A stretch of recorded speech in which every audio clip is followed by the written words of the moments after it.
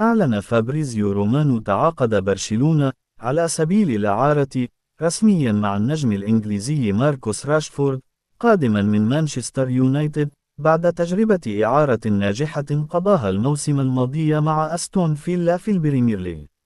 راشفورد 26 عاما قدم موسما جيدا بقميص أستون فيلا حيث سجل 13 هدفا وصنع 6 مؤكدا أنه لا يزال يمتلك الكثير ليقدمه حينما يوظف بالشكل الصحيح. يتميز بسرعته، قدرته على المراوغة، والتحرك بين الخطوط، خاصة في مركز الجناح الأيسر. يتوقع أن ينفجر راشفورد مع برشلونة تحت قيادة المدرب هانس فليك، الذي يفضل اللعب المباشر والضغط العالي، وهي منظومة تناسب أسلوب راشفورد الهجومي.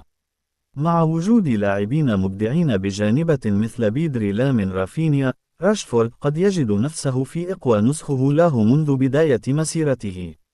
الرهان على راشفورد يذكرنا بما حدث مع البرازيلي أنتوني، الذي خرج من مانشستر يونايتد أيضا، وانتقل إلى ريال بيتيس، وهناك انفجر واستعاد بريقه. الخروج من أجواء الفوضى التكتيكية والدخول في منظومة واضحة كان كافيا ليظهر إمكانياته الحقيقية.